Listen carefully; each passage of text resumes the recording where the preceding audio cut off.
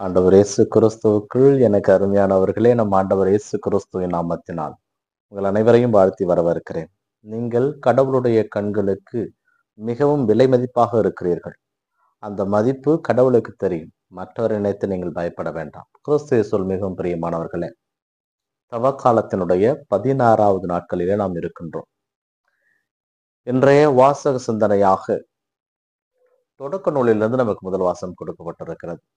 இந்த முதல் வாசகம் நமக்கு சொல்லுகின்ற உண்மை என்னவென்றால், கடவுள் உங்கள் மீது அன்பு கொண்டிருக்கிறார் என்றால், கடவுள் உங்களை நேசிக்கிறார் என்றால், இந்த உலகம் உங்களை வெறுக்கும்.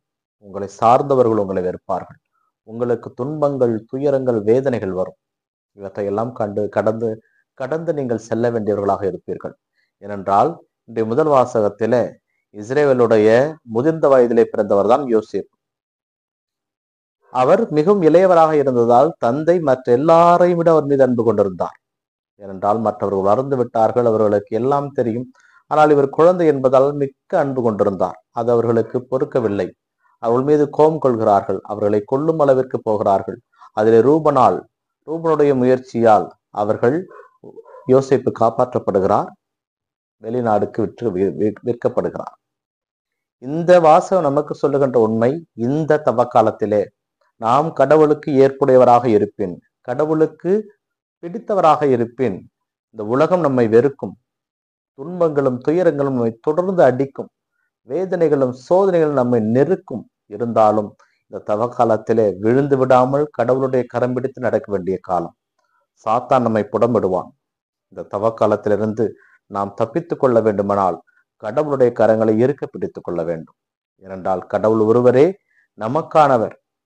அவர் நமக்காக இறந்து நமக்காக உயிர்த்து நம்மோடு வாழ்ந்து கொண்டிருக்கின்ற கடவுள். அவர் நாம் தஞ்சம் புகுவதே நமக்கு நலம். இன்றைய நற்செய்தி வாசகத்திலே திராட்சை தோட்ட உவமையை பற்றி நாம் பார்க்கிறோம். இதிலே இந்த உலகை நாம் திராட்சை தோட்டம் என்று வைத்துக் கொள்ள வேண்டும். கடவுள் அதை நமக்காக படைத்திருக்கிறார். அதைவே நமக்கு குத்தவை கொடுத்திருக்கிறார். அதைதான் சின்னப்பர் சொல்லுவார், நாம் வாழுகின்ற இந்த பூமி நமக்கானதல்ல, இது நம்முடைய தாய்நாடும் அல்ல, விண்ணகம் நம்முடைய தாய்நாடு. ஆக இந்த உலகத்திற்கு ஆண்டவர் நம்மை ஒரு வழிப்பயணிகள் போல அனுப்பி இருக்கிறார். இந்த வழிப்பயணிகளாக அனுப்பப்பட்டிருக்கிற நமக்கு இந்த நாடகு கொடுக்கப்பட்டிருக்கிறது. அதிலே நாம் வாழ்வதற்கு கடவுளுக்கு ஏதாவது ஒன்று நாம் கொடுக்க வேண்டும். ஆராதனையும் மகிமையும் நாம் செலுத்த வேண்டும். அது காசாகவோ பணமாகவோ அல்ல. இந்த நாடு நமக்கு கொடுக்கப்பட்டிருக்கிறது, இந்த உலகம் நமக்கு கொடுக்கப்பட்டிருக்கிறது. இந்த உலகத்திற்கு நாம் வாழ்வதற்கு ஏதாவது ஒன்றை கடவுளுக்கு நாம் கொடுக்க வேண்டும். அது ஜெபமாக இருக்கலாம், தபமாக இருக்கலாம், ஆராதனையாக இருக்கலாம், மற்றவர்களுக்கு செய்கின்ற உதவியாக இருக்கலாம், எதுவோ வேண்டுமானாலும் இருக்கலாம். அதை நாம் கடவுளுக்கு செய்ய வேண்டும். அதை ஒருவேளை செய்யாத பட்சத்திலே இன்றைய வாசகங்கள் நமக்கு அதற்கான உண்மையை கூறும். ஏனென்றால் அவர்கள் அந்த திராட்சை தோட்டத்திற்குரிய பலனை எதையும் அவர்களுக்கு கொடுக்கவில்லை. அதனால் அதை வாங்கி வர தன்னுடைய பணியாளரை அனுப்புகிறார். அவரை கொல்லுகிறார்கள், விரட்டி விடுகிறார்கள். அதனுடைய சொந்த மகன் நம் ஆண்டவர் இயேசு கிறிஸ்து என்று வைத்துக் கொள்வோம். ஏனென்றால் அவரையே கொடுக்கிறார், அவரையும் கொண்டு விடுகிறார்கள். அப்படி என்றால் கடவுள் அவர் மீண்டுமாக உயிர்ப்பித்து இறுதி நாளிலே அதற்கான பதிலை நமக்கு கொடுப்பார். இந்த தவக்காலம் நமக்கு சொல்லுகின்ற உண்மையும் அதுதான். கடவுளுக்கு உகந்தவர்களாக நாம் வாழ வேண்டும் என்றால் நாம் பெற்றுக்கொண்ட அனைத்திற்கும் நாம் நன்மையுள்ளவர்களாக இருக்க வேண்டும். இந்த உலகத்திலே நாம் பெற்றுக்கொள்கின்ற அனைத்தும் கடவுளால் நாம் பெற்றுக்கொள்கிறோம். நாம் நம்முடைய அறிவால் பெற்றுக்கொள்கிறோம், என்னுடைய உடல் உழைப்பால் பெற்றுக்கொள்கிறேன் என்று நாம் தவறாக நினைத்து கொண்டிருந்தால் அதற்கு நாம் தண்டனை பெற வேண்டும். ஏனென்றால் இந்த உடல், இந்த உயிர், அதனுடைய உறுப்புகள் அனைத்தும் கடவுளால் படைக்கப்பட்டது.